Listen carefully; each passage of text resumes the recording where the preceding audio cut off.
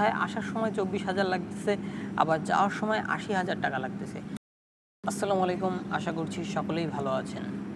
অনেক গুরুত্বপূর্ণ একটা বিষয় নিয়ে ভিডিও বানাচ্ছি আজকে, আর তা হলো দেখেন, আমাদের ঢাকা থেকে রিয়াদের বিমান ভাড়া 80,000 টাকা। 80,000 এখন গেল, সেটা কিন্তু সমস্যা না। সমস্যা হলো এই, যখন কোনো প্রবাসী রিয়াদ থেকে বাংলাদেশে আসে তখন কিন্তু আর 80,000 টাকা লাগে না, তখন তার লাগে অনলি 24,000 টাকা বিমান ভাড়া লাগে। এখন এটা কিন্তু মানে শুনেই যেন কেমনটা লাগে যে কোথায় আসার সময় 24,000 লাগতেছে, আবার যাওয়ার সময় 80,000 টাকা লাগতেছে।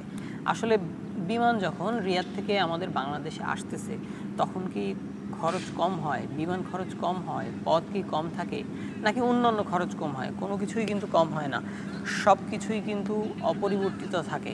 কিন্তু তারপরেও সমস্যাটা কোথায় দাঁড়ায় বলেন তো? মূলত ব্যাপারটা যেটা দাঁড়ায়, ওখানে কোনো দুর্নীতিতে টাকা খরচ হয় না। আর আমাদের দেশে এখন পর্যন্ত এই ক্ষেত্রে দারুণ দুর্নীতির কারণে মানে 24,000 টাকার ভাড়া 80,000 টাকা লাগতেছে। মানে এটা আনবিলিভেবল একটা ম্যাটার যে আমরা আসলে কোথায় আছি, মানে কি অবস্থায় আছি। যে প্রবাসীরা আমাদের দেশের অর্থনীতির চাকা সচল রাখে সব সময়, যে প্রবাসীরা জুলাইতে দারুণ একটা ভূমিকায় অবতীর্ণ হয়েছিল, যাদের কারণে ফ্যাসিস্ট সরকার নড়বড়ে হয়ে গিয়েছিল, যারা রেমিটেন্স পাঠানো বন্ধ করে দেওয়ার পরে সরকার মানে পলাইতে বাধ্য হয়েছিল, এরকম একটা অবস্থা ছিল। অথচ তাদের এই খুব সামান্য একটা প্রবলেম আজ পর্যন্ত সলিউশন করা গেল না।